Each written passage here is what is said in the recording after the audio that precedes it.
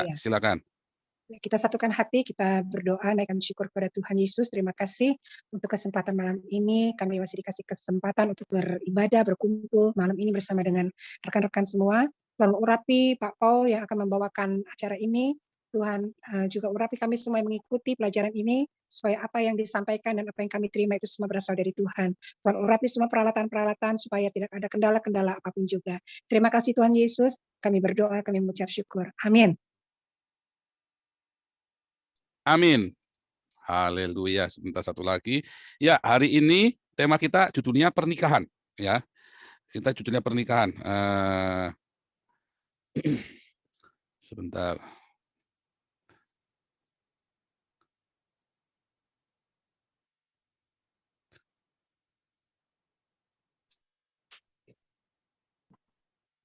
Shalom. Shalom. Ini udah masuk nih. Oke, luar biasa semua ya. Jadi masih masang ini dulu. Hmm. Tadi masih dengerin yang penjelasan Yehova di YouTube. Oh. Mundur 5 menit. Tapi ya memang Yehova itu memang harus sering-sering diulang karena banyak yang sudah keracunan yang Yahweh itu loh.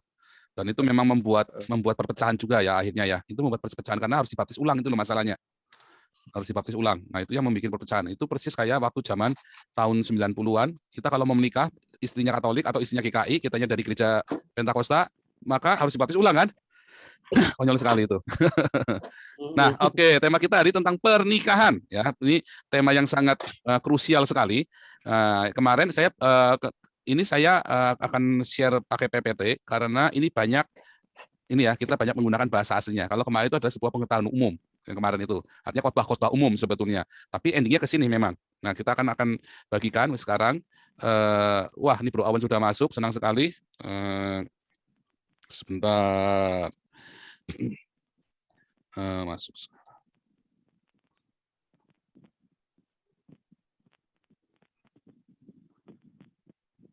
Ya. Sebentar, mana ini? Saya share screen.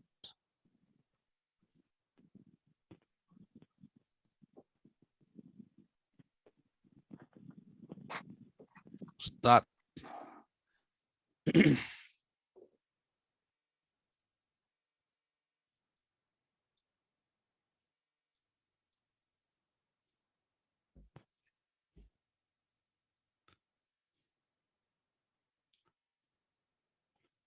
Ya, pernikahan. Ya, ini kekristenan tidak mengenal yang namanya kawin lari ya. Atau pernikahan yang tidak disetujui orang tua. Ya, kawin lari atau nggak boleh. Kekristenan itu tidak mengenal itu. Jadi memang unik sekali ya pernikahan di dalam kekristenan, di dalam tradisi. Tentu kita ikuti tradisi Yahudi ya, tentu saja karena kekristenan itu dari Alkitab kan, dan Yahudi sampai so far masih mengikuti tradisi yang ada di dalam Alkitab. Maka kekristenan juga sama, kekristenan juga mengikuti tradisi tersebut. Nanti kita akan ambil asal muasalnya. Nah, kita lihat di dalam Kejadian 2,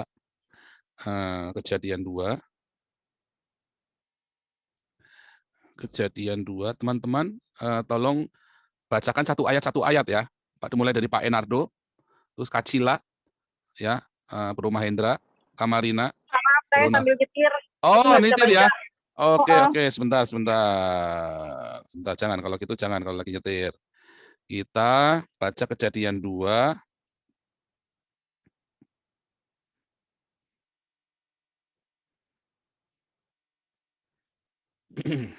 Kejadian 2. Ayatnya sebentar. Mana nih?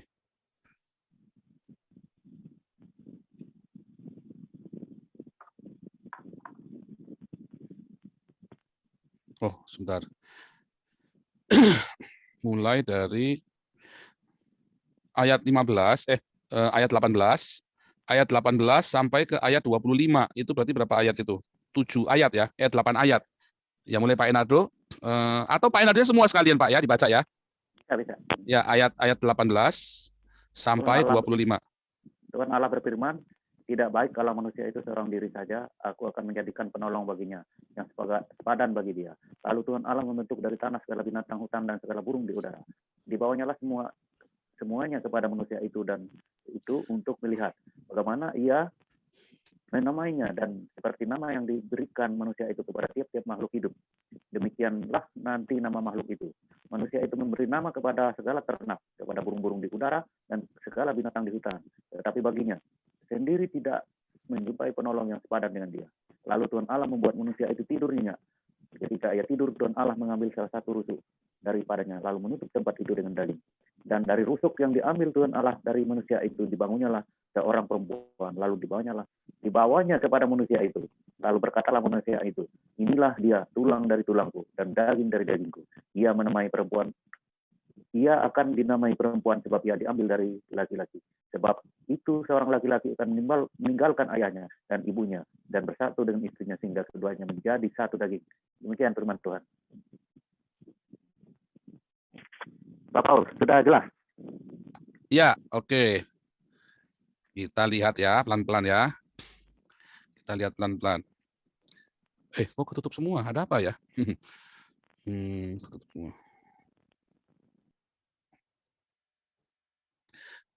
Ya, kalau kita lihat di layar Anda, bahwa pernikahan itu adalah ide dari Tuhan. Nah, itu mesti pikirkan itu. Ide dari Tuhan. Tadinya Adam nggak ngerti itu. Yang pertama bilang apa? Tuhan Allah berfirman, tidak baik manusia seorang diri saja. Aku akan menjadikan penolong baginya yang sepadan dengan dia. Tadinya manusia nggak ngerti itu. Tentang menikah, tentang pasangan, nggak ngerti itu. Terus Tuhan yang bilang, nggak baik nih. Aku akan jadikan penolong yang sepadan. Ya kan? Jadi itu ide. Ide untuk sepadan. Tuhan Allah berfirman tidak baik sendiri. Jadi cari yang sepadan. Simpel ya. Itu ide dari Tuhan. Makanya kalau itu ide dari Tuhan, maka kita harus datang sama Tuhan.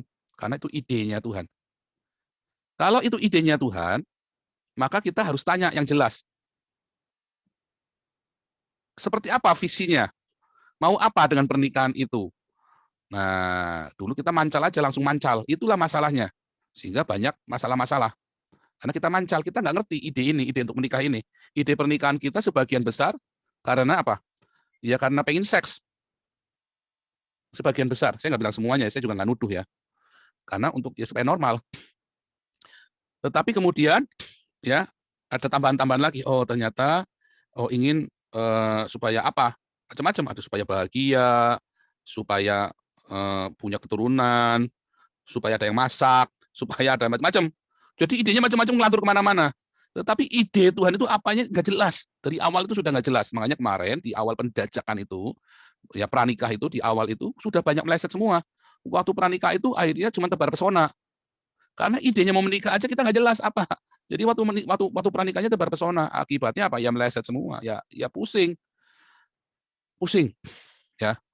Banyak yang idenya sudah benar, terus kayak saya. Ya kan? Di tengah jalan bisa goyang visinya, ya kacau. Makanya ide dari Tuhan ini harus kita pertahankan.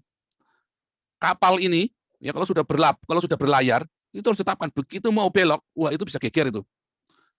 Ya kan? Begitu kita mau belok dan beloknya itu nggak lazim, bukan ke arah yang itu akan bisa menjadi masalah, konflik.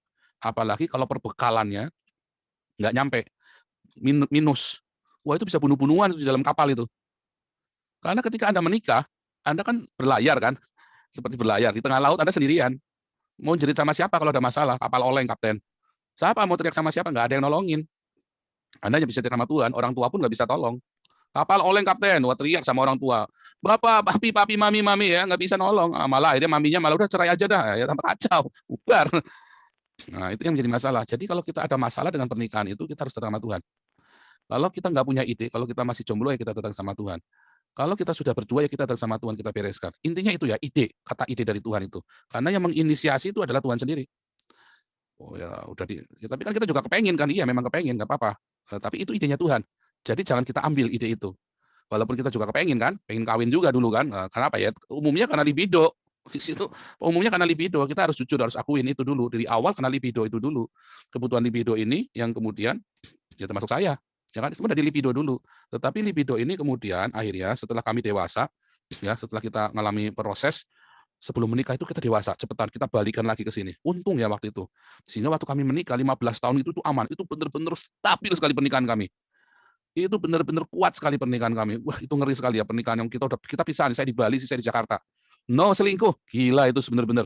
Bayangin saya di Bali, tiap hari saya di kafe kan nongkrongnya kan. Saya kan kepala cabang bukan kepala cabang, malah saya GM-nya dulu itu ya, saya pegang 3 cabang soalnya. Saya GM-nya di sana. Tiap malam itu saya Chief Entertain Officer, ngantar orang dari kafe ke kafe. Ngelihat ya yang semok-semok itu ya, tetapi nggak kepikir sama sekali. Waktu itu bukan karena saya suci, bukan, karena saya stabil. Saya bertahan dengan ide dari Tuhan ini. Bayangin ya, 3 tahun saya pisahan loh. Pisah saat pulangnya saya sebulan sekali, kadang-kadang 2 bulan sekali. Tetapi saya bisa manage, kami bisa manage ini, bisa manage. Luar biasa ya Tuhan baik ya. Tuhan baik sekali. Karena kita punya ide dari Tuhan. Kita pertahankan ide dari Tuhan itu. Dan kita maintenance.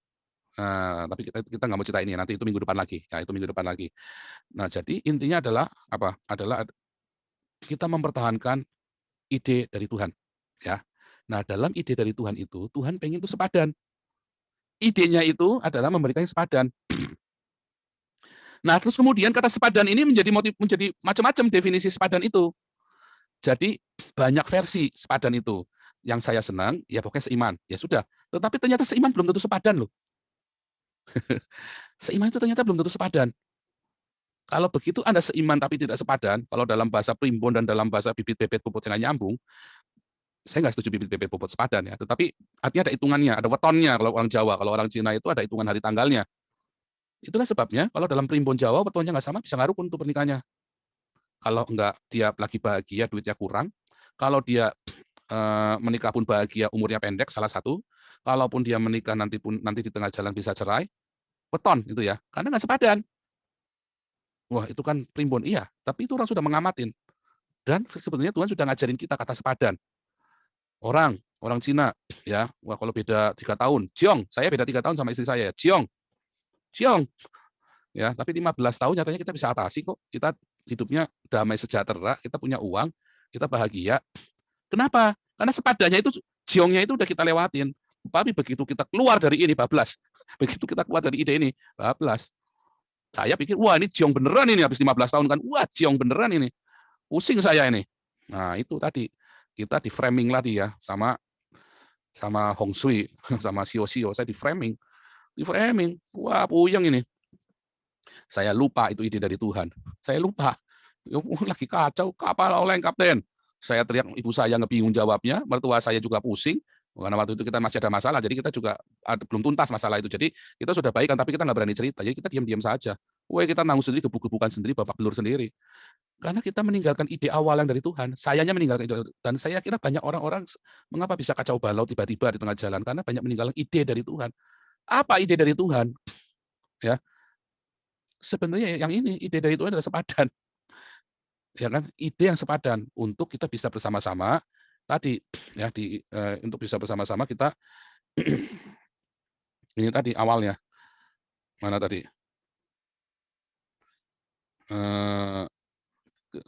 Kejadian 1 ayat 28 ya, ide dari Tuhan itu buat kita menikah itu adalah supaya beranak ini ya, Allah memberkati mereka ya, lalu berfirman ini kan mereka laki-laki dan perempuan kan, mereka mana tadi laki-laki dan perempuan.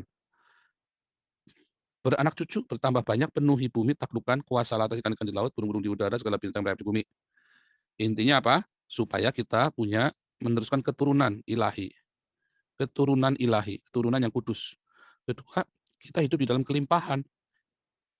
Dalam kelimpahan itu, dan ini kita manage keturunan ilahi dan hidup dalam kelimpahan. Jadi ada yang di-manage, kalau nggak punya duit ya nggak ada yang di-manage, kalau 0, 0 ya nggak ada yang di-manage. Makanya kita hidup dalam kelimpahan supaya bisa di-manage. Dan keturunan ilahi itu kita manage. Tapi kan nyatanya kita nggak memanage ya. Waktu kita kelimpahan kita nggak memanage-nya. Waktu kita waktu kita punya anak juga kita nggak manage. Bahkan seringkali ya banyak anak dibuang sama orang tuanya. Yang rawat orang lain. Yang satu buang, yang satu mungut. Yang nggak punya anak bisa memanage, yang punya anak malah buang-buang, kan kurang ajar. Sebentar. Itu yang terjadi. Ya, dan itu menjadi masalah besar saat ini di Eropa. Ya, aborsi itu ya. Banyak orang pengen punya anak nggak bisa, sementara dia itu aborsi. Eropa ini sekarang menjadi masalah ya, aborsi. Amerika dan Eropa terutama ya. Dan itu menjadi masalah besar bagi anak-anak yang gagal diaborsi kan, akhirnya cacat kan. Cacat, kasihan. Dia tidak memanage keturunan ilahi ini dan tidak memanage kelimpahan yang Tuhan berikan. Nah, itu menjadi masalah. Gagal. Akhirnya ide dari Tuhan untuk ininya gagal di tangan kita sendiri. Jadi ketika ada masalah, itu bukan salah Tuhan, itu salah kita sendiri. Dan orang Eropa sudah siap, orang Eropa tidak menyalahkan Tuhan. Sudah tahu. Tapi kan yang konyol, kemudian anak mereka kan tidak diajarin. Anak mereka kan bingung, kenapa bisa begini? Orang tuanya tahu masalahnya di mana. Anaknya kan nggak tahu. Bahkan orang tuanya saja kadang-kadang nggak tahu masalahnya di mana, karena nggak diajarin lagi sama orang tuanya. Apalagi anaknya. Nggak diajarin di gereja itu nggak ada konseling pernikahan sekarang. Lucu, tidak ada konseling pranikah, adanya konseling perceraian.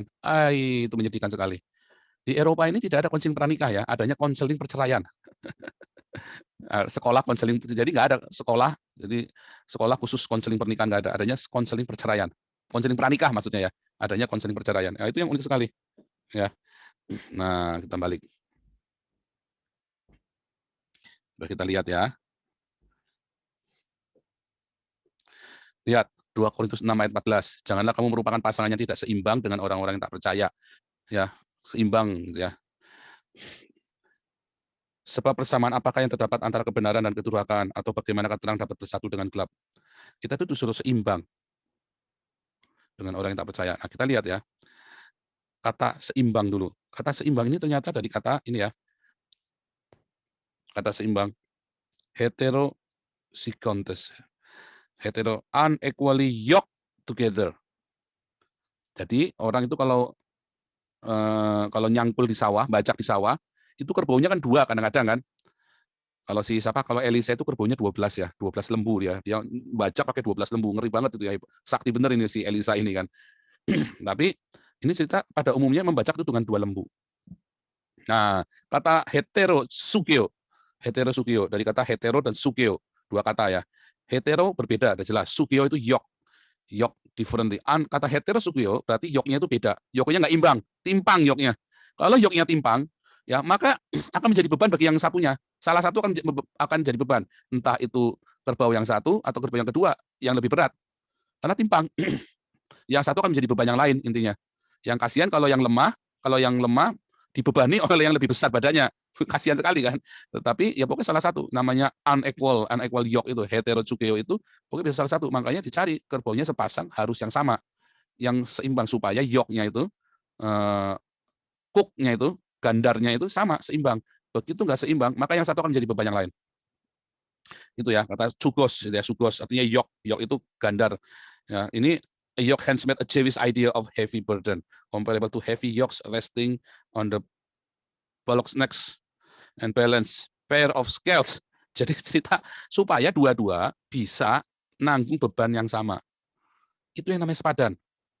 Jadi kalau kita lihat ya di dalam bahasa Ibrani-nya pun ya kata sepadan tadi.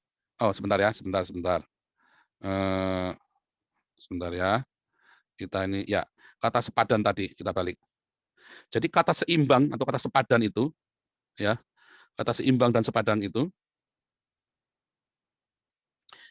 dalam cerita beban, untuk berbagi beban sehingga dia bisa berbagi beban. Makanya dengan orang-orang tak percaya jangan sampai dengan orang tidak percaya, karena nanti yang satunya beriman, satunya enggak. Itu akan menjadi masalah di rumah itu. Dan membandingkan antara kebenaran dengan kedurhakaan. Yang satu maunya dugem, yang satu maunya yang benar. Kalau dua-duanya mau benar, Pak, tapi satunya nggak percaya, nah itu juga menjadi masalah. Karena ketika yang satunya dia percaya sungguh-sungguh, yang satunya nggak percaya, itu akan jadi timpang. Yang tidak percaya ini akan memberati yang percaya ini. Harusnya iman itu sepakat.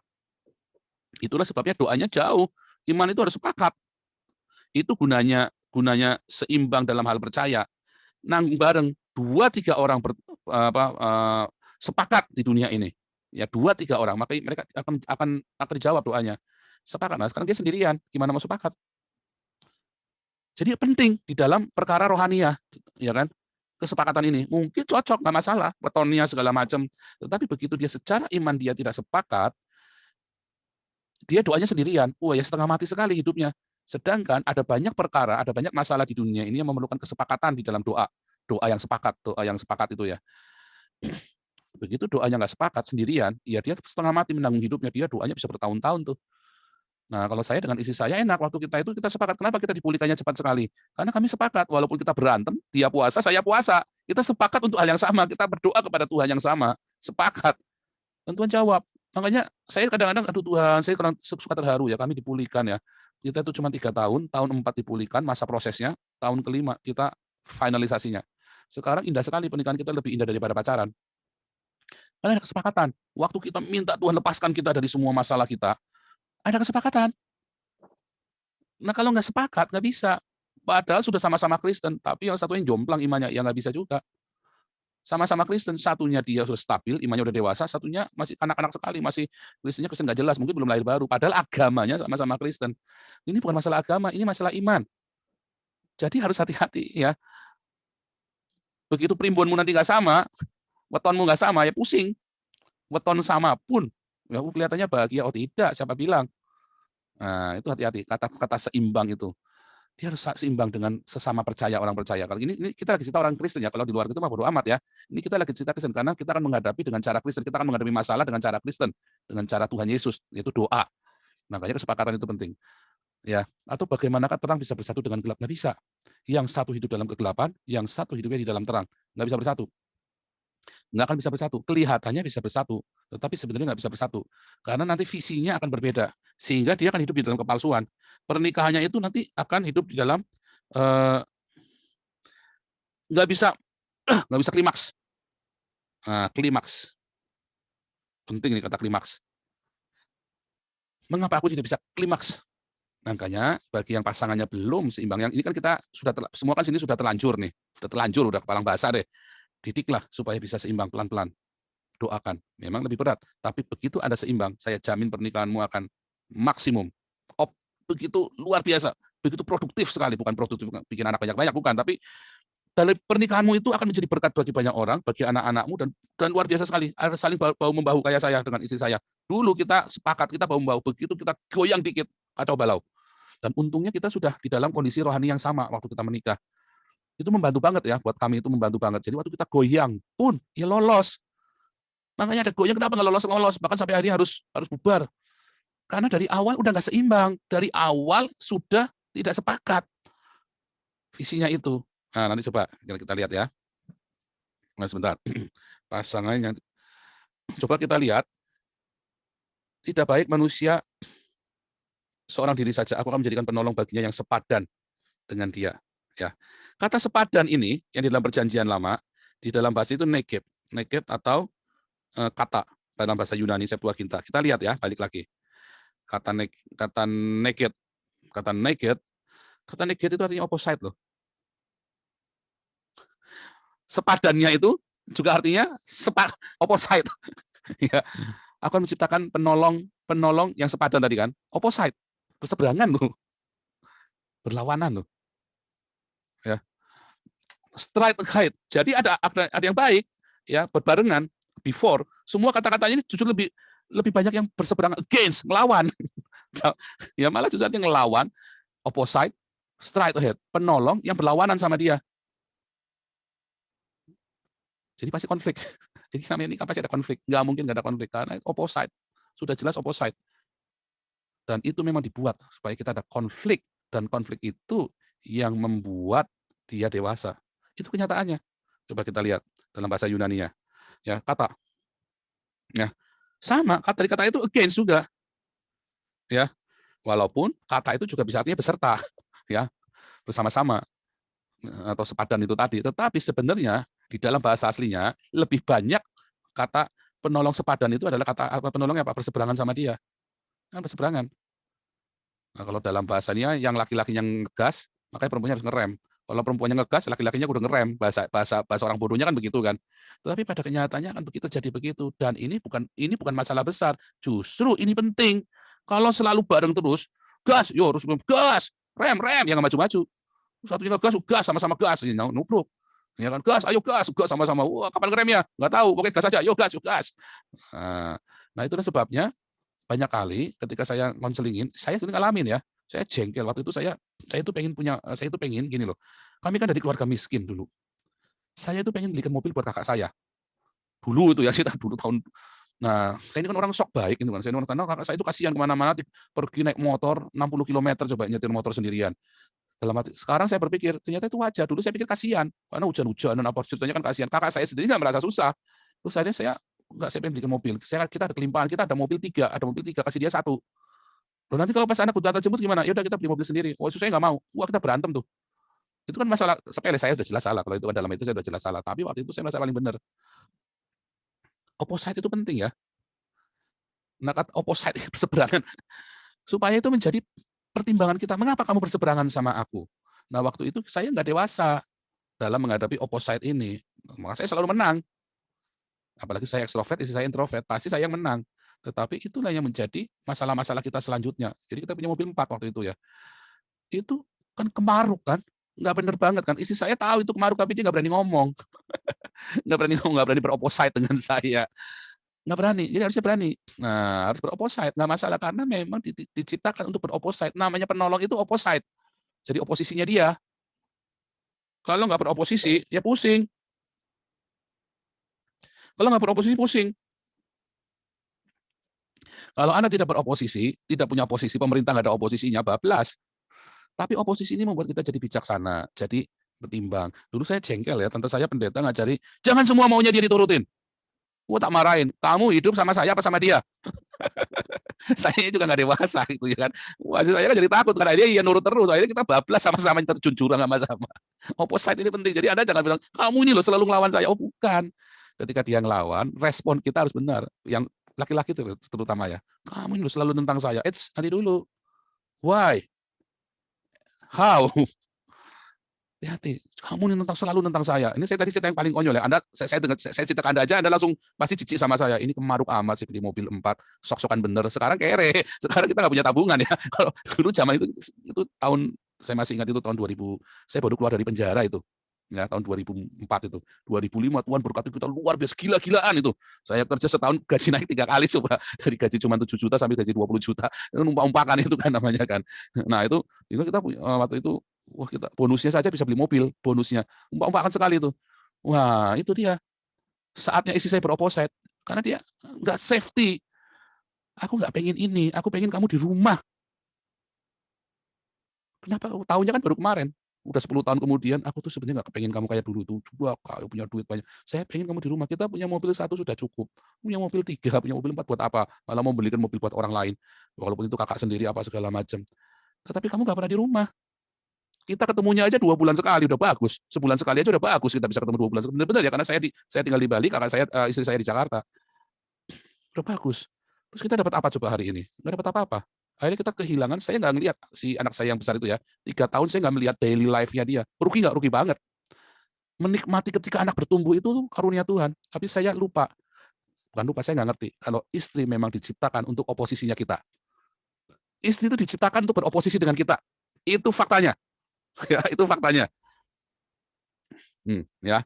Against kita. Ini faktanya. Istri diciptakan beroposisi. Kalau istrimu tidak beroposisi denganmu, atau suamimu tidak beroposisi denganmu, maka ada yang salah dengan pernikahanmu. Ya, ini radikal mas saya bilang, makanya saya bilang ini harus melewati kelas evangelis. Ini bahasa aslinya memang begitu bunyinya. Pilihan katanya lalu, LAI melunakannya. Para teolog-teolog Helenis melunakannya. Aslinya itu beroposisi. Memang itu artinya beroposisi. Jadi bukan kata sepadan tadi ya, yang pemahaman kita itu. Ini tuh bukan sepadan jadinya. Sebenarnya ini adalah naked kurang D. Ini adalah beroposisi, opposite. Penolong, tapi oposisi. Itu pernyataannya. Tapi oposisi itu menolong Anda dari kebangkrutan, menolong Anda dari keputusan-keputusan bodoh, menolong kita dari hal-hal yang konyol. Masalahnya gara-gara beroposisi malah kita bentak-bentak dia. Berantem. Akhirnya apa? Akhirnya nggak jadi penolong. Terjun bebas bareng-bareng, mati bareng. Ya kan? Oh, kita harus sepakat. Iya, sepakat dalam hal apa dulu nih? Dalam hal doa. Visinya harus sama. Dalam visi itu kita mungkin caranya berbeda. Kalau kebetulan caranya sama, stop dulu, stop. Ini kita ini terlalu banter nih. Harusnya kamu yang ngerem nih. Atau saya jadi rem atau kamu yang ngerem nih. Jangan sama-sama ngerem, jangan sama-sama ngegas nih. Nah, kita janjian. Kamu ingetin aku. Nah, sekarang kita janjian ya. Kamu ingetin aku ya. Kalau ada orang fitnah saya tiba-tiba saya bereaksi, kamu pegang badan saya. Kamu misalnya kalau saya kasih tips, pegang dadanya saya, dilus. Nanti saya tenang, saya bilang begitu. Pegang dada saya, dielus. Supaya saya tenang. Karena kalau kamu pegang dada saya, dielus, saya tuh rileks, saya tuh nyaman. Kamu pegang tangan kamu di dada saya itu saya nyaman. Kalau malam saya tidur, kan panas, orang di fitnah itu panas tiap hari loh ya. Panas itu siang malam itu. Kamu pegang dada saya tiap malam tidur, dielus dadanya. Kamu pegang kepala saya, dielus. Jadi jangan malah saya panas, kamu ikut panas-panas, saya ngompolin saya sekalian, ya bubar. Itu karena itulah kenyataannya, ide dari Tuhan, penolong kita ini memang beroposisi, suami beroposisi kepada istrinya, istri beroposisi pada suaminya. Tetapi intinya adalah dia menjadi penolong gara-gara beroposisi tadi. Gara-gara beroposisi itu jadi penolong. Karena kita tahu kelemahan suami, kita tahu kelemahan istri, yang dia lemah kita tutup dia. Bukannya malah dorong sekalian dipanas-panasin. Nah, itu kenyataannya kita malah jadi manas-manasin, memprovokasi. Jangan. Suami lagi marah atau istri lagi marah, kita yang beroposisi, kita yang tenang. Kalau kita yang lagi marah, laki-laki lagi marah, si istri yang beroposisi. Itu kata sepadan ya. Jadi kata sepadan itu yang di dalam perjanjian lama beroposisi. Sementara di dalam perjanjian baru, kata sepadan itu artinya nanggung beban sama-sama. Bisa nggak orang beroposisi nanggung beban sama-sama? Oh, bisa banget. Bisa banget. Kalau di Indonesia ya memang karena kadrun ya nggak bisa. Kalau di Eropa oposisinya bisa kompak sama partai yang berkuasa. Beroposisi, tetapi dalam punya visi yang sama untuk negara ini. Kalau di pernikahan Anda bagaimana? Kalau Anda beroposisinya, Anda nggak punya kesepakatan untuk suatu tujuan, ya Anda nggak bisa klimaks. Bubar yang benar, akhirnya bubar. Karena pernikahan yang benar adalah satu, penolong itu memang beroposisi.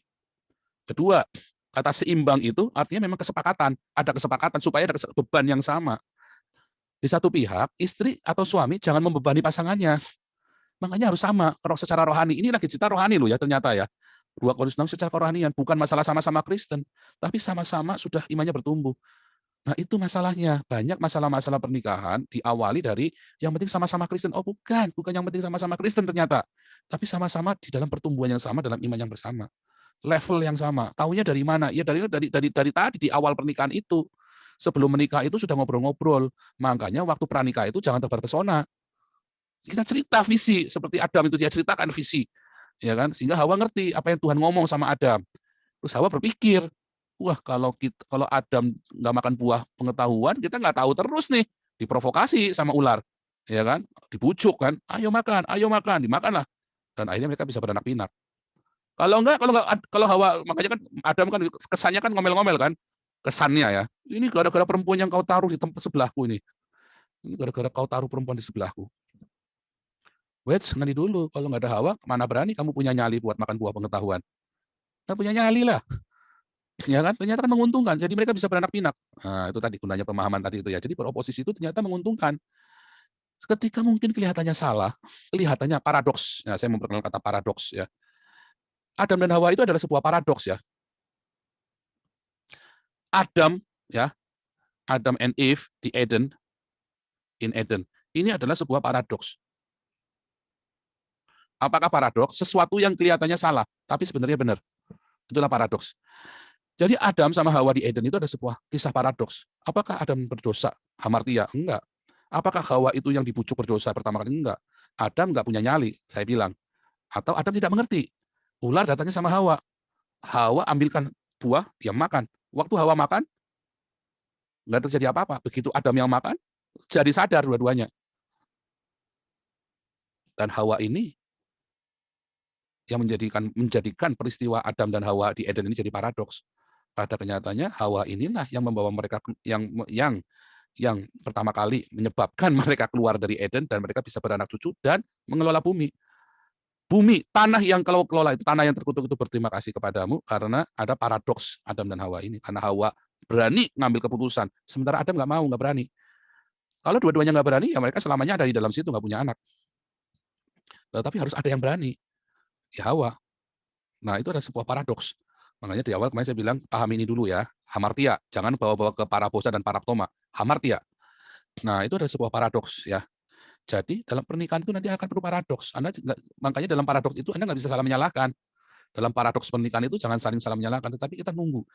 Jangan-jangan Tuhan memang izinkan pasanganmu untuk melakukan kesalahan, dalam tanda kutip ya, kesalahan, yang ternyata nanti akan mendatangkan kebaikan buat kalian berdua. Jadi kalau ada kesalahan, kalau saya dulu langsung nyalain istri saya kan paling dominan kan di rumah. Ini gara-gara kamu sih, Saya selalu begitu ya, kasihan istri saya itu tekanan batin itu. Terakhir beres-beresan, ya saya sujud ya, saya nyembah istri saya loh, saya sujud, saya minta ampun. Saya sujud nyembah istri saya cium kaki istri saya minta ampun. Ternyata selama ini saya yang salah, saya yang tidak mau membiarkan dia menjadi opposite-nya saya, padahal dia tuh pengen nyelamatin saya, tapi dia nggak punya kuasa, remnya dia kurang banter, saya ngegasnya banter banget, dia remnya itu pakainya yang masih kelas 2 KW, saya gasnya pakai gasnya kualitas Jerman, dia masih remnya rem kualitas Cungko. Nah itu sebetulnya enggak ya, sebetulnya karena saya yang tidak membiarkan dia menjadi opposite. Saya takut ketika dia beroposisi dengan saya. Nah, coba kita lihat. Jadi kesimpulannya apa? Ternyata arti kata sepadan itu menarik ya. Sesuai. Oh iya, sesuai. Nggak mungkin ribut terus menikah. Nggak bisa dong. Pasti ada kesepakatan dulu kan. Tidak mungkin 2 orang berjalan bersama kalau nggak sepakat. Harus sepakat dulu dong. Tetapi arti sepadan juga berseberangan, opposite. Ya, juga beroposisi. Nah, ini ayatnya di mana ya? Tidak mungkin 2 orang berjalan bersama kalau tidak sepakat. Cara nyarinya gimana? Coba kita buka ya. Amos berapa? 3 kayaknya. Amos 3 ayat 3. Kita buka sama-sama ya, menarik ya. Tolong bacakan Bro Mahendra. Saya belum baca. Oh ini udah di layar. Berjalankah 2 orang bersama-sama jika mereka belum berjanji? Bagus ya. 19. Amos 3 ayat 3 sama berapa tadi? Ini saja udah cukup lah ini, yang penting ada ayatnya ya. Jadi kita ngomong ada dasarnya. Berjalankah ya, benar itu di layar, ada di layar Anda. Berjalankah 2 orang bersama-sama? Ini janjian dulu, harus ada janjian. Kalau nggak janjian nggak bisa, makanya dari awal janjian yang benar.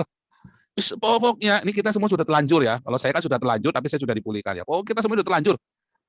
Ayo ulangin, beresin lagi, janjian sama-sama. Sebentar. Kita ini udah jalan jauh, tapi kita nggak janjian. Kalau nama kamu siapa ya? Namanya aja nggak ngerti. Hah? Kamu tuh tidur sama saya tiap malam, kamu ngopok-ngopok saya tiap malam, kamu nggak tahu nama saya? Tapok loh, buat tapok.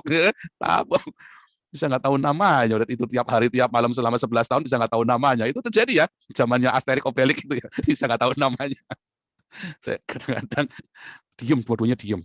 Nikah bareng-bareng ketemu nggak tahu di mana.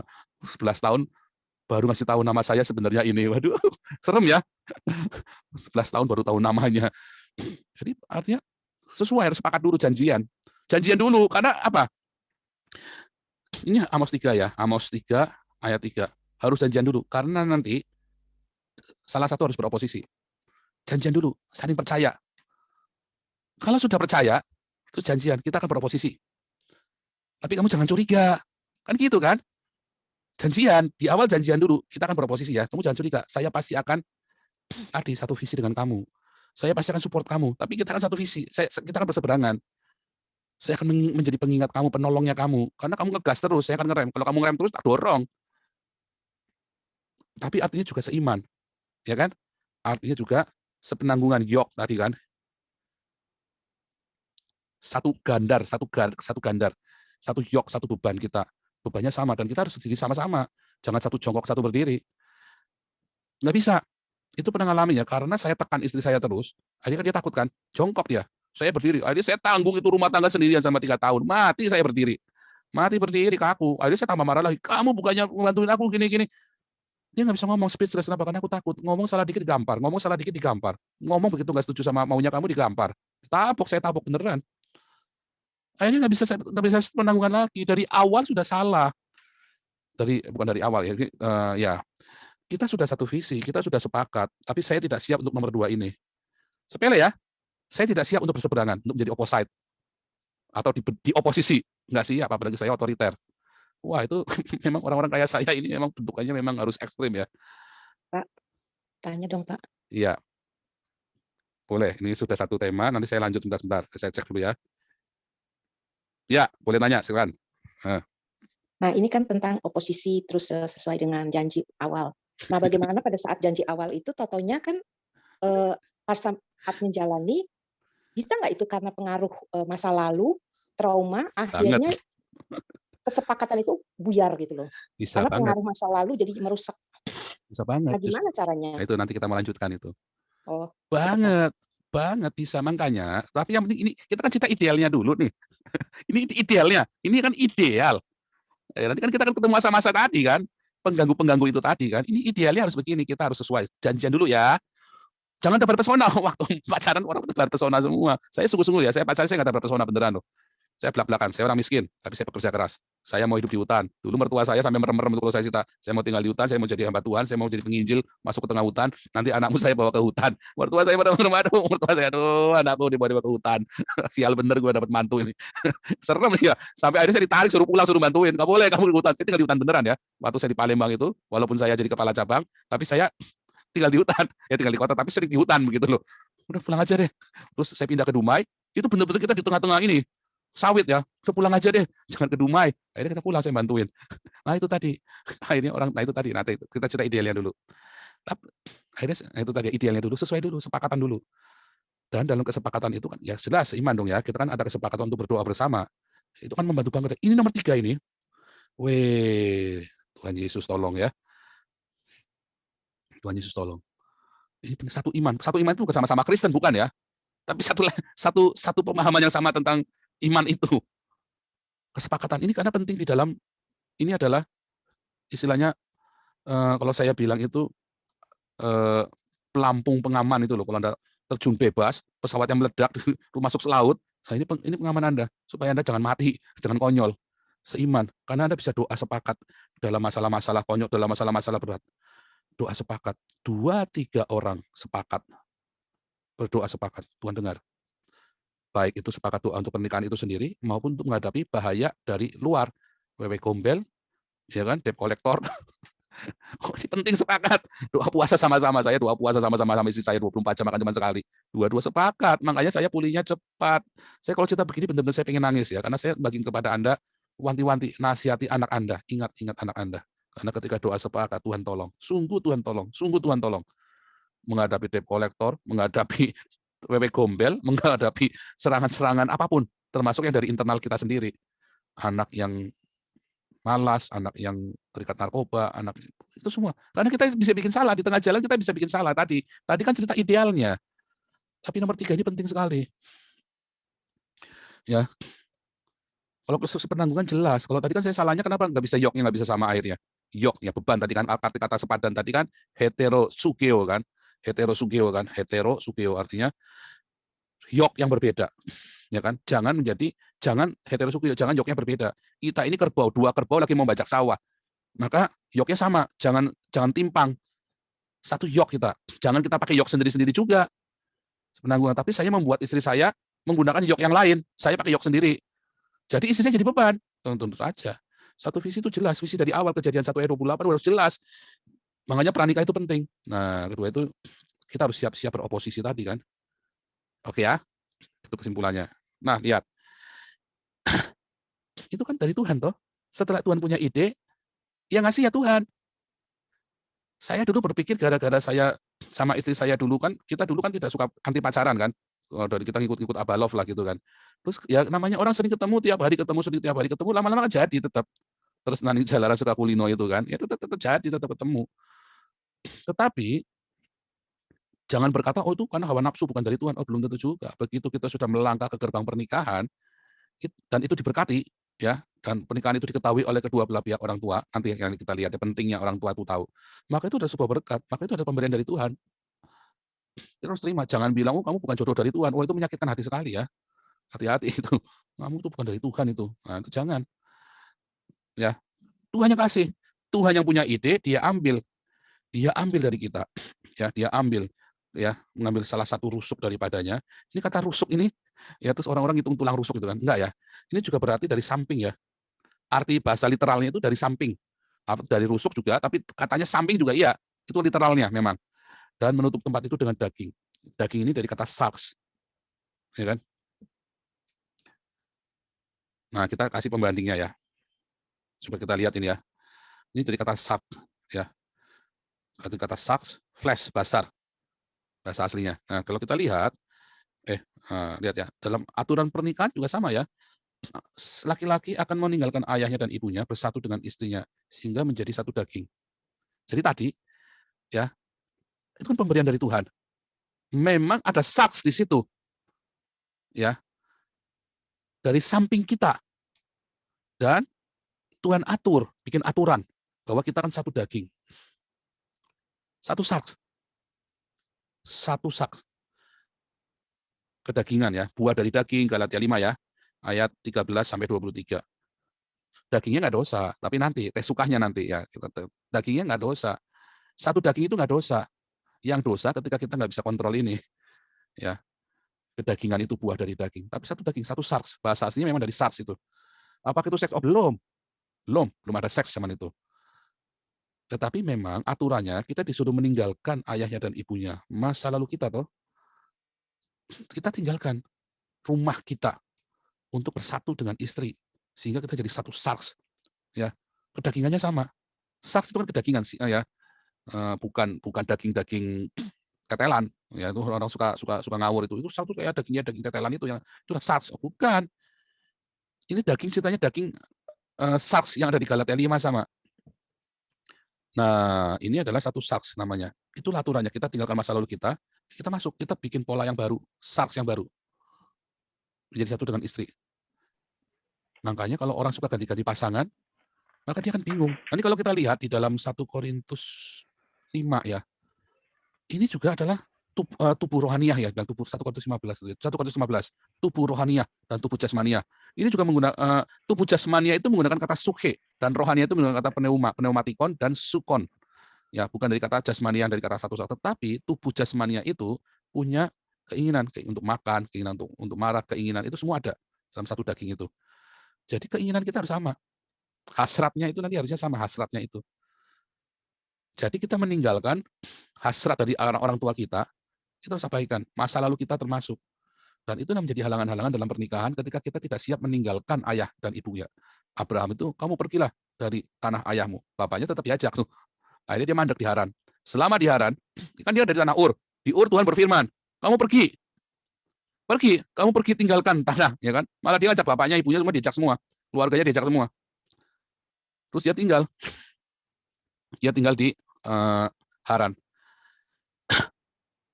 Nggak berfirman, sekali saja, selama 20 tahun berhenti cuma sekali saja. Sampai akhirnya dia pergi sendiri, pergi ke Kanaan, dia sendirian, dia tinggalkan si Haran, dia tinggalkan semua. Baru dia pergi ke Kanaan, baru di situ Tuhan berfirman tiap hari. Karena selama dia tinggal dalam masa lalunya dia, maka dia akan terjebak di dalam masa lalunya, dia akan terjebak dengan orang tuanya, dengan masa lalunya, secara literal, kalau dia mbok-mbokan namanya, anak mama.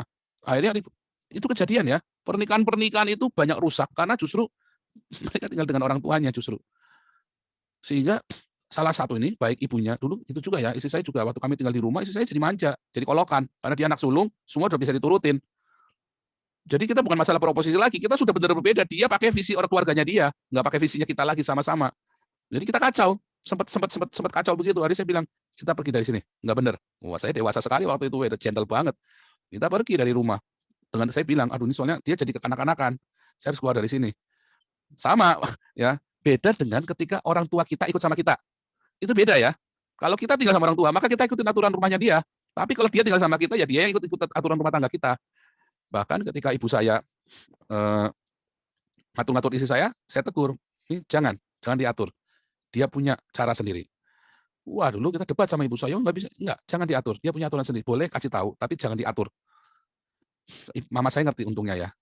Wah, itu butuh waktu 2-3 tahun ya untuk ngajarin ibu saya karena ibu saya juga tukang ngatur juga itu juga. Nah, itu hati-hati. Kalau kita ini dicampuri dengan visi yang lain, jadi bubar tuh.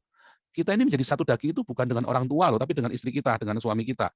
Ya, dengan suami atau istrinya satu daging, satu keinginan, satu hasrat. Ya kan? Jadi satu daging.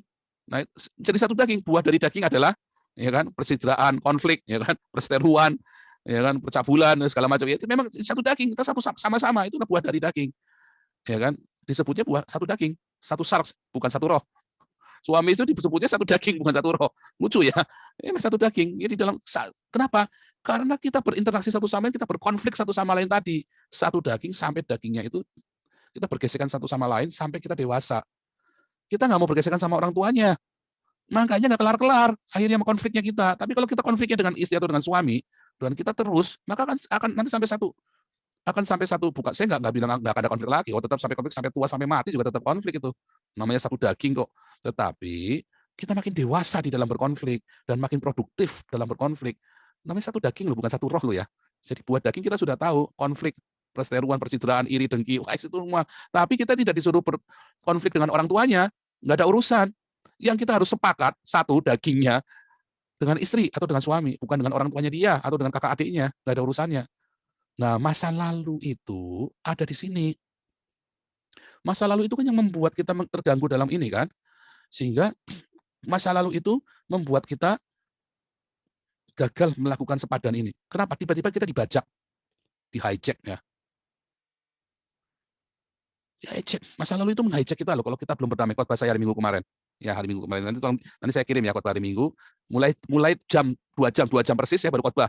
Ya, jadi nanti lihat yang saya panjang itu, setengah jam saya khotbahnya kira-kira 40 menit. Nah, itu yang saya khotbah itu. Nanti supaya jangan kepanjangan nonton 4 jam setengah ya.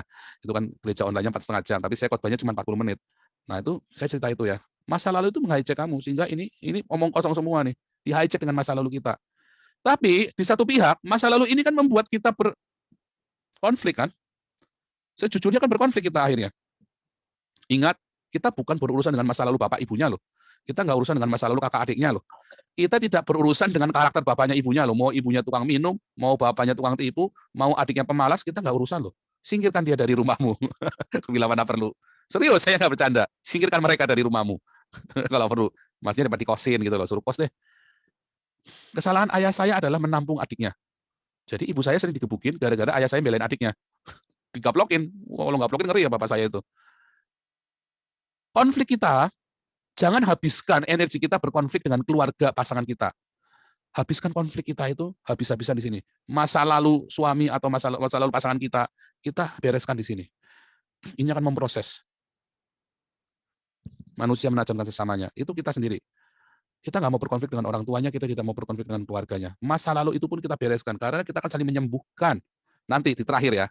Di terakhir. Karena kita nanti akan saling menyembuhkan masa lalu kita. Kita juga punya masa lalu yang kita belum damaikan. Dia juga punya, bagus kalau sudah berdamai. Bagus, ideal. Tapi kan kita cerita banyak kan nggak ideal. Makanya ada daging ini tadi, karena nggak beres. Manusia lama yang mau berontak itu. Raksasa dalam hidupmu judulnya ya. Ada raksasa dalam hidupnya dia, ada raksasa dalam hidupku, yang bertempur. Kitanya masih saling mengasihi menyayangi raksasa-raksasa yang menghantui kita ini yang berkelahi satu sama lain. Dan itu sakit sekali. Itu aturan pernikahan ya. Bila mana perlu, singkirkan dia dari keluarga kita, dari rumah kita. Serius, saya nggak main-main. Selamatkan pernikahanmu, selamatkan anak-anakmu. Ayah saya dulu punya prinsip yang salah. Tidak ada namanya bekas adik di bekas kakak. Kalau bekas istri banyak. Oh iya. Iya kan? Itu omongan itu benar nggak? Benar. Secara manusia nggak ada bekas adik, bekas kakak. Adik ya adik, kakak ya kakak. Kalau istri ada bekas, itu bekas istriku, bekas suamiku. Tapi itu kan ajaran dunia, ajaran orang. Ajaran Tuhan nggak ada bekas istri, mana boleh. Singkirkan adikmu, kakakmu, keluargamu dari rumahmu. Saya ngucap ya. Wah, ini mohon maaf ya, saudara jangan salah paham ya. Waktu itu, ibu saya itu, mami saya itu paling cocok sama, punya 3 mantu, tapi dia paling cocok sama istri saya. Karena istri saya orangnya asertif banget. Ngatu. Kita berantem nih sama pembantu nih. Jadi kita punya pembantu keluar bukan nggak betah sama kami, nggak betah sama ibu saya. Karena ibu saya tukang ngatur-ngatur. Biasa post power syndrome. Dulu punya anak buah di salon, dia punya salon post power syndrome. Nggak ada yang diatur-atur, ngatur-ngatur pembantu. Akhirnya pembantu nggak tahan. Wah, pembantu mau kudeta, dia ngelapori yang nggak baik. Suatu ketika pembantu saya berani bentak ibu saya. Oh, saya bentak, saya usir pembantu saya. Besok kamu berhenti, ini saya kasih uang gaji kamu full. Padahal dia baru kerja seminggu, saya kasih full. Tapi kamu berhenti. Kenapa? Ya, saya tidak suka kamu. Ya nggak akan jadi nggak bisa. Kamu sudah bentak ibu saya. Nah, itu beda ya. Kita harus bela dulu. Makanya istri saya juga gitu. Kalau pembantu ribut sama mami saya, pasti akan belain mami saya, walaupun mami saya ngawur. Ya, namanya power syndrome, orang tua, bawel, pembantunya kadang-kadang kasihan. Tapi kita tetap harus belain. Nah, tetapi ketika mami saya bertengkar dengan istri saya, dan itu pertengkaran itu jadi panas, makin panas, ya, kurang dingin gitu kan. Saya bilang sama kakak saya, mami biar ke tempatmu dulu ya. Kakak saya kaget, nggak terima. Enggak, mami biar ke tempatmu dulu. Nah, sekarang kakak saya ngalamin tuh yang saya rasain. Apalagi mantunya masih muda, dia kan umur 27 tahun. Beda jauh sama kita umurnya kan. Pusing sekarang kakak saya. Nah, bilang sekarang mami pindah dulu ya. Kasihan nggak? Enggak, bukan masalah kasihan. Karena dia juga tahu, si mami juga ngerti sebenarnya. Nah, makanya akhirnya mami sekarang ikut kakak saya nomor pertama. Dan mereka sedang membereskan pernikahan mereka. Prioritas. Bukan berarti kita tidak sayang mama loh. Tapi kalau nggak ada yang tempat lain, nah itu cerita lain. Kita lagi cerita idealnya ya. Kalau nggak ada tempat yang buat singgah ya itu masalah lah. Itulah masalah harus kita pikirkan. Kita nggak punya kakak, nggak punya adik misalnya itu kan. Cuma saya anak tunggal, ikut sama siapa ya? Itu masalah juga tuh. Nah, itulah masalah-masalah. Tapi kita lagi cerita, jangan berkonflik. Kita nggak mau urusan dengan keluarga, tapi kita berkonflik dengan pasangan kita. Jangan kepancing ya. Anda buang waktu. Lihat ya, semua dari kata sarka, satu daging. Kedagingan kita loh, yang berkonflik loh. Satu daging, sampai itu jadi satu. Konfliknya sampai tua, sampai mau mati itu pokoknya konfliknya masih ada itu. Nah, lihat legalitas pernikahan. Pernikahan itu harus direstui oleh orang tua. Tuhan Allah, dari rusuk yang diambil Tuhan Allah, dari manusia dibangunnyalah seorang perempuan, dibawanya kepada manusia. Waktu Tuhan itu membawa manusia, perempuan itu kepada itu direstui berdua. Itu pernikahan yang benar. Ya kan, Adam anak Allah, Hawa kan juga anak Allah. Itu pernikahan yang benar. Direstui, jelas. Ini kan sebuah ritual kan, sebenarnya kan. Dan ini dipakai ritual di Yahudi maupun di Kristen kan, dipakai terus ini. Jadi pengakuan itu penting. Pengakuan dari Tuhan dan pengakuan dari masyarakat. Jadi jangan diam-diam karena ini, nah suatu ketika ada orang Batak menikah sama orang dari daerah lain. Dia ini istri kedua. Istri pertamanya dia menikah dengan pesta adat yang luar biasa sekali, habis ratusan juta. Terus dia tiba-tiba cerai begitu saja. Terus dia menikah, ini orang Batak ini menikah sama perempuan dari suku lain di gereja. Nggak tahu gimana kok bisa nikah di gereja, saya juga heran. Harusnya kan nggak bisa kan, cerai kan, karena kan cerai kan.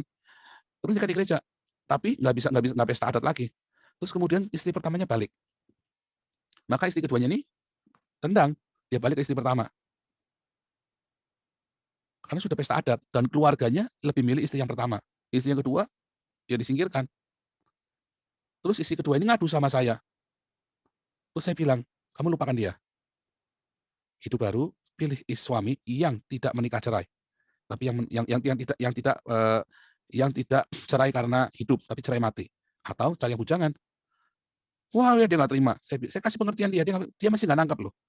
Itulah makanya orang-orang itu, pesta adat itu dibikin luar biasa, dengan beban yang besar, supaya jangan mudah cerai. Legalitas itu penting dalam pernikahan, nggak bisa nyelonong begitu aja. Beberapa teman yang 7-Eleven di Jerman, saya nasihatin, dan mereka akhirnya bisa mencapai legalitas ya, dan mereka, aduh aku bersyukur bisa legal loh. Tadinya aku pikir nggak masalah. No, saya bilang, ini penting sekali masalah legalitas, nggak main-main. Karena itu nanti nyangkut anak-anakmu juga. Banyak ya kasus-kasus yang legalitas itu penting. Terutama orang tua. Legal itu bukan surat ya. Zaman dulu kan nggak pakai surat menyurat.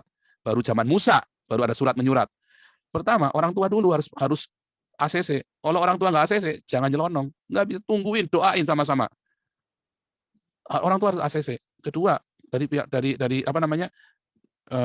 komunitas Kristen kita, anak-anak Tuhan, nggak urusan dengan komunitas luar, paling nggak dengan komunitas sesama anak Tuhan.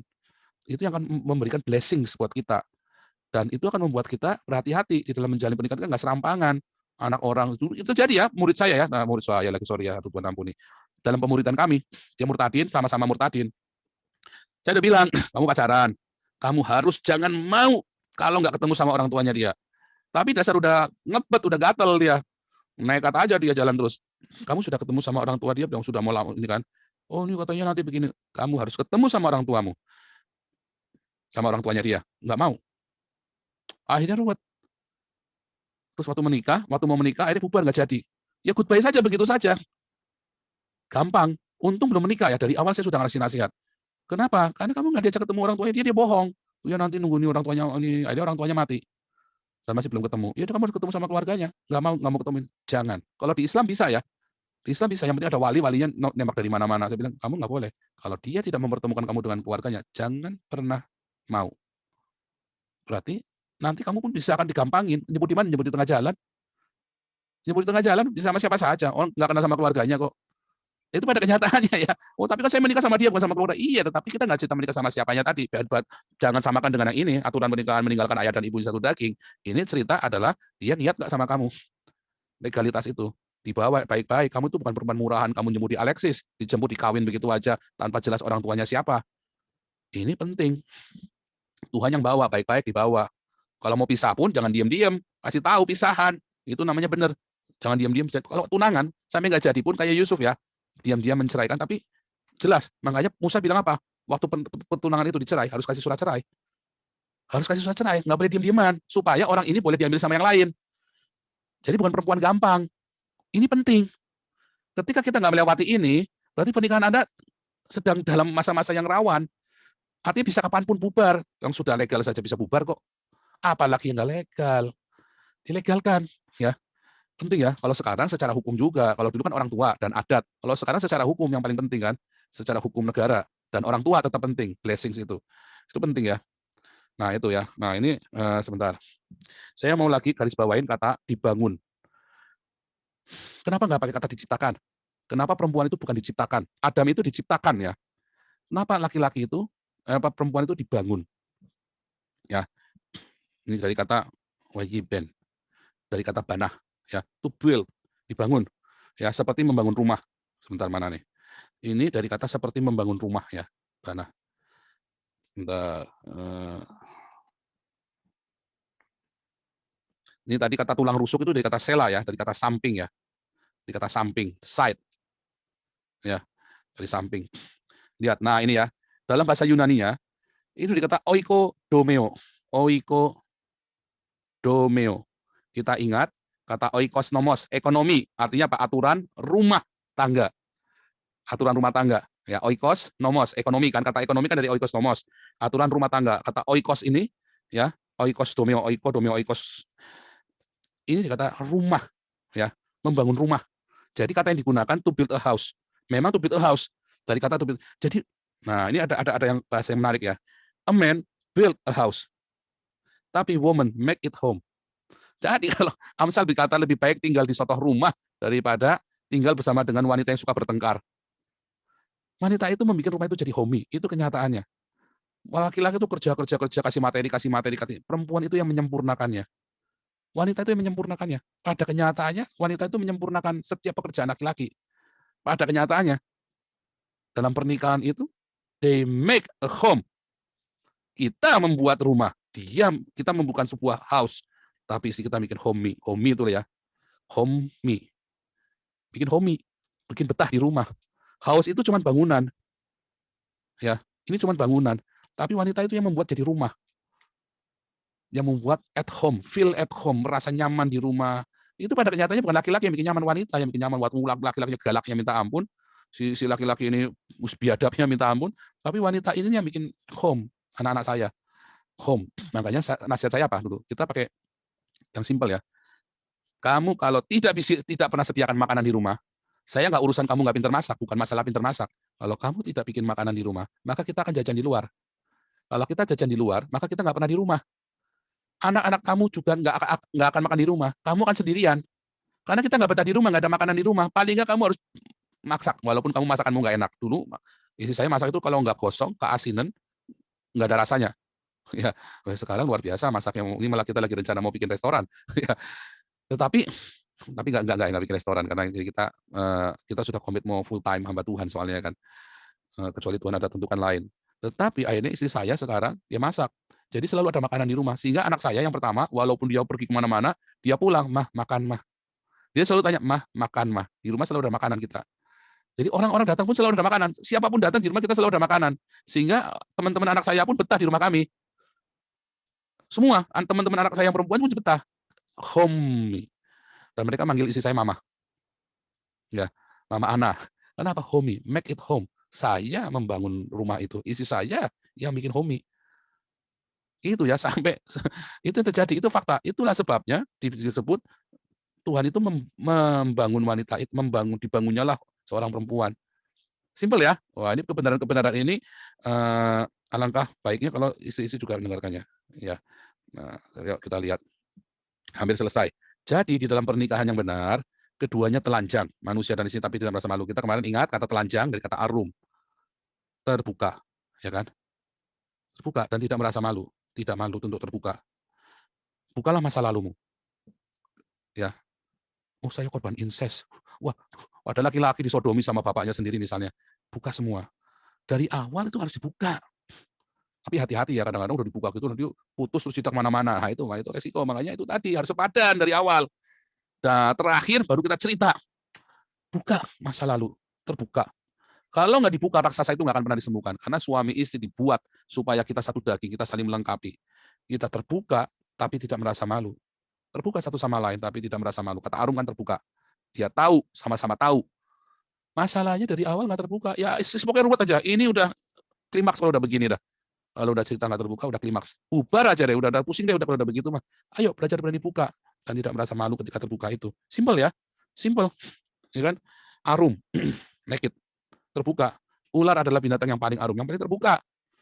Ya, sama. Kalau kita terbuka, sama-sama terbuka, kita akan menjadi bijaksana loh. Kita tahu mesti ngapain. Masalahnya nggak terbuka. Saya bilang sama istri saya, kalau kamu aja bohong sama saya, ya, lalu bagaimana? Saya mau percaya sama siapa? Kalau kamu aja nggak bisa percaya sama siapa, sama saya, dan saya nggak bisa mempercayai kamu, suatu ketika, ya, kita kan orang selalu ada bohongnya.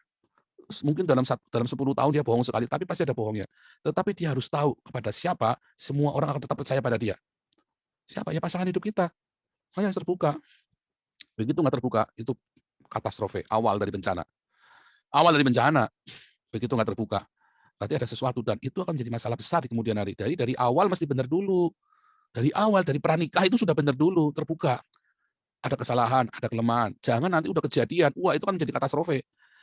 Oh tapi Pak nanti jadi bubaran, percaya deh sama Tuhan. Kalau itu dari Tuhan, pasti Tuhan akan berkata, tapi dia cantik Pak, oh tapi dia begini. Ya itu urusanmu, berarti kan kamu nggak dari Tuhan, kamu dari dirimu sendiri. Nah itulah masalahnya, kita tidak percaya bahwa pernikahan ide Tuhan. Balik lagi ke yang awal, kita tidak percaya kalau itu adalah idenya Tuhan.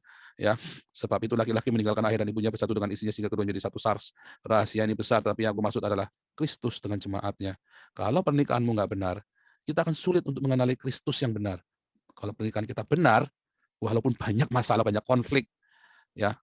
Sekarang Pak saya lagi dalam kondisi pause yang nggak benar. Pertahankan, setia sama Tuhan, pasti sampai kembali. Sehingga kita kan juga meninggalkan Tuhan Yesus, pernah kan? Saya maksudnya, saya kan pernah meninggalkan Tuhan Yesus, saya tahu arti meninggalkan Tuhan, ya, dan arti pernikahan yang tidak benar. Rahasia ini dengan pernikahan, sabar, tunggu Tuhan. Pengampunan yang luar biasa. Nanti kita akan mencapai kesempurnaan ilahi di dalam pengenalan akan Kristus dengan jemaatnya. Itulah rahasia dalam pernikahan. Oke, boleh bertanya. Haleluya. Boleh bertanya ya. Sisa waktu ini untuk bertanya. Bentar. Tidur semua nih. Hilang semua. Tiba-tiba udah pada ngorok semua. Aduh. Oke, silakan.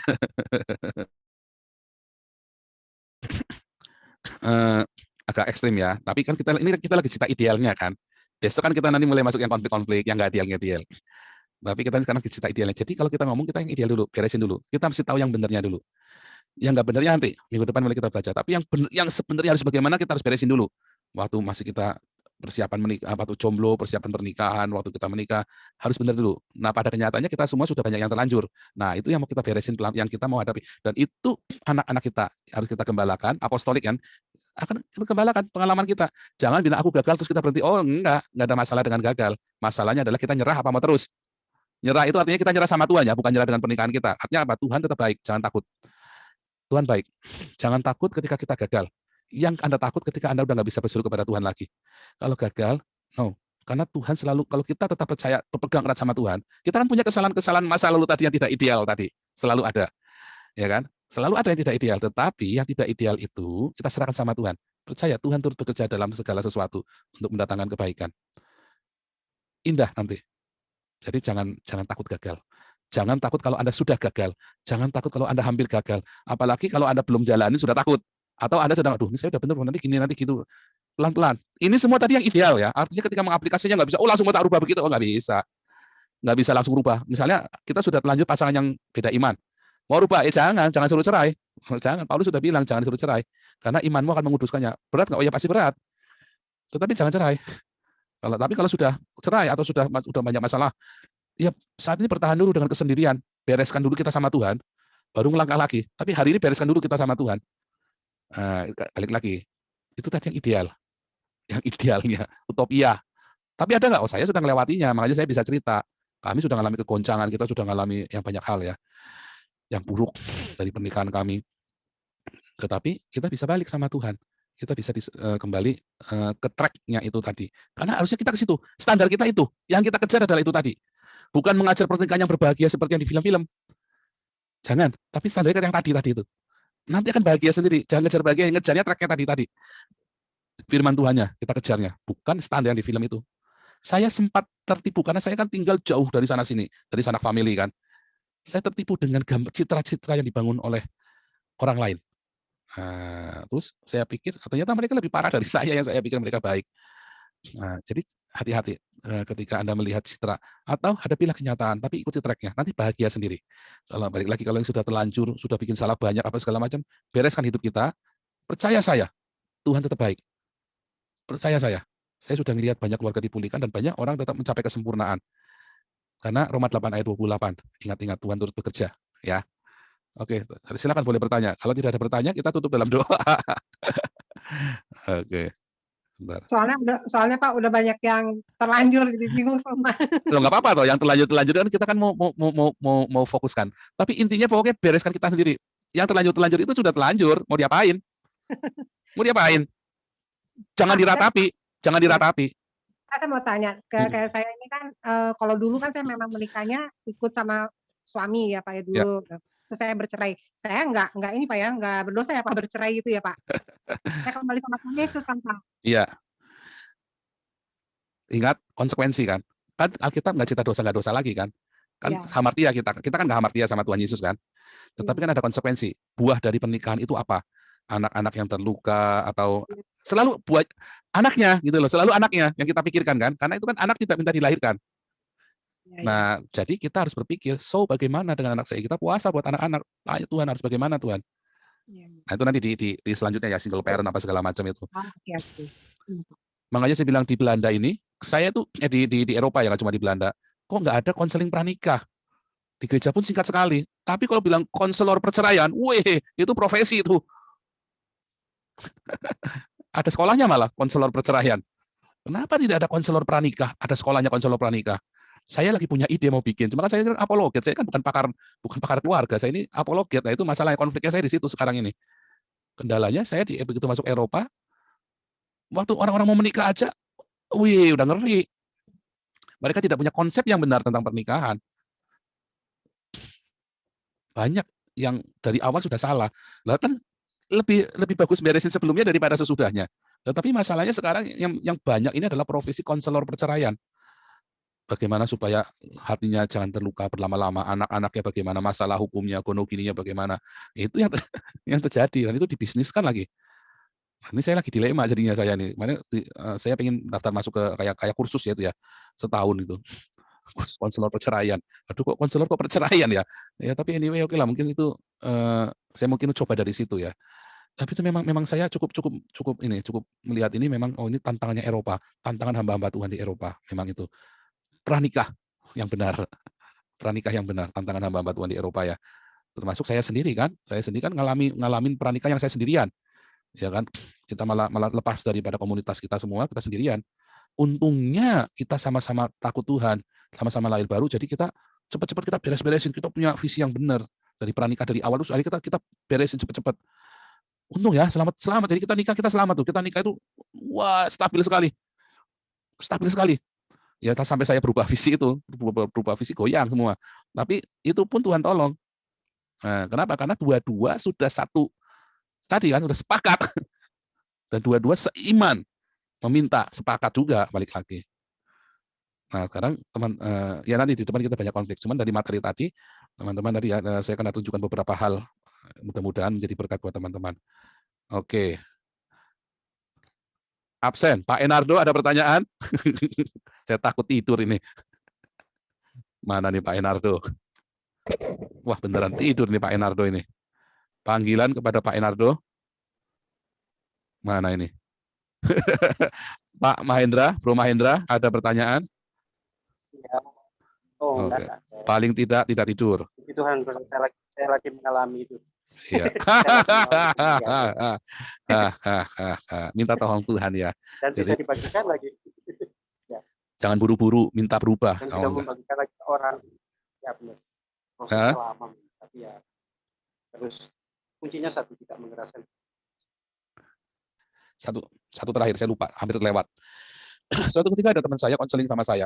Ada satu kenalan, saya nggak kenal dia konseling sama saya. Terus dia bilang saya baru ditinggal sama suami saya. Terus saya jawab, terus ternyata suaminya udah kembali. Terus waktu suaminya kembali bersujud, jadi cuma 2-3 hari gitu. Saya kan baru baca WhatsApp-nya, terus saya bilang, ya kamu doakan begini-gini. Iya, tapi suami saya udah kembali, malah sujud minta ampun. Terus waktu dia begitu, jadi begitu dia orang ini, perempuan ini berdoa ditinggal suaminya, terus temannya datang, kamu coba hubungin Pak Paul, Ya kan saya kan sering kesaksian di YouTube kan tentang pernikahan. Hubungin, terus dia juga cerita bagaimana saya bilang saya selalu pasti cara apa? Puasa. Kamu puasa, makan 24 jam cuma sekali. Gitu kan. Saya pasti sarannya kan itu pertama, karena itu pernikahan itu nggak main-main. Jawabannya kamu puasa dulu kan. Nah, terus dia puasa, nurut. Dia belum hubungin saya, dia puasa. Waktu puasa dia hubungin saya. Nah, waktu puasa itu dia hubungin saya baru jawab beberapa hari kemudian karena WhatsApp saya kan penuh banget. Dia cerita waktu dia puasa suaminya kembali dan suaminya minta ampun sama dia. Minta ampun, dia bilang sampai sujud minta ampun, dia bilang begitu kan. Terus waktu sujud minta ampun, dalam hati dia bilang, tapi sejujurnya saya berkata, untung dia jujur ya, untung dia jujur. Saya suka kalau konseling terus dia jujur. Dia bilang, daging saya itu berkata, kamu ini pulang karena apa? Kamu ini pulang karena apa? Intinya begitu kan. Nah, tapi saya bilang, nah itu masalahnya. Kita itu menang kalah. Waktu suami pergi atau kita yang pergi, itu menang kalah. Dalam pernikahan itu nggak ada menang kalah, kita semua kalah loh. Kalau kita pulih, maka kita semua menang. Kalau kita bubar, kita semua kalah. Kamu arang, saya arang. Walaupun dia istri kita dapat laki-laki ganteng atau laki-laki jadi lebih jelek, lebih kere daripada misalnya nih, tetap kita dua-dua kalah. Waktu kita bisa pulih, ya kita dua-dua menang. Jadi jangan pikir kalah menang. Kalah kalau kamu nggak bisa balik, dua-dua kalah. Kalau kamu bisa balik, dua-dua menang. Nah, waktu kamu berpikir, harus kamu berpikir, dia berpikirnya, dia pulang karena dia melihat saya ini bisa survive sendirian. Maka dia pulang. Saya bilang, kenapa kamu nggak pikir dibalik? Dia pulang karena dia sadar, walaupun kamu menyebalkan, tapi kamu tidak layak untuk diperlakukan seperti itu. Cara berpikirnya dibalik ya. Si perempuan ini berpikir, dia pulang karena dia tahu saya bisa survive. Ya kan, dengan bangga. Ini jujur ya, artinya kita nggak bisa salahkan perempuan ini. Dia sudah jujur kan bagus kan. Jadi kita tahu apa yang menjadi ini. Nah, saya langsung tahu kesalahannya. Nah, inilah kesalahannya. Kebanyakan semua pernikahan dan konflik. Waktu suami ini pulang, sebenarnya dalam pikiran suami ini apa? Dia itu memang kelewatan. Istriku ini memang minta ampun kayak setan. Tapi aku tidak layak memperlakukan istriku seperti itu, makanya aku pulang. Kan begitu kan pemikirannya kan? Nah, itu harus kita balik. Nah, sama waktu saya sama istri saya ribut. Kenapa waktu itu akhirnya kita nggak jadi bercerai, kita putuskan bersama? Saya, dalam kesombongan saya, berkata, ya kan, kamu kalau nggak tak ceraikan, kamu apa lu? Kamu cuma jadi apa? Tetapi sekarang saya balik. Sekalipun kamu itu salahnya minta ampun, saya nggak layak memperlakukan kamu seperti ini. Kan harusnya begitu kan? Istri saya juga begitu kan? Sekalipun saya salah, kasar atau saya tidak setia atau segala macam, tetapi saya layak untuk memperlakukan dia sesuai dengan apa yang Tuhan mau. Kedua, anak-anak saya membutuhkan. Dan saya juga begitu. Anak saya nggak mungkin punya mamah baru. Anak saya tidak mungkin hidup tanpa mamahnya. Kan saya berpikir begitu kan. Yang lebih luas, ada gambaran yang lebih luas. Istri saya tidak layak saya perlakukan seperti ini walaupun dia salah. Berarti mungkin saya harus rubah. Saya harus rubah diri saya sendiri. Istri saya juga berpikir begitu. Saya yang harus introspeksi. Dan waktu itu kita mikir, saat itu kan kita damai, kita udah bahagia. Waktu itu kamu mikirnya apa? Iya, waktu itu saya berpikir, tadinya saya bilang kamu salah, saya benar. Tapi setelah saya berpikir, apa yang bisa membuat kamu bisa balik? Apa yang bisa buat kamu balik ya? Saya juga berpikir, apa yang bisa bikin kamu berbalik kepada saya hatimu, supaya jangan saya sampai kehilangan kepercayaan dari istri saya kan. Apa yang bisa membuat itu balik? Ketika kita berdua sudah mikir, apa yang aku harus berbuat untukmu? Istri saya berpikir, apa yang harus aku berbuat untukmu lagi ya? Kita dua-dua nyari, situ kita klop.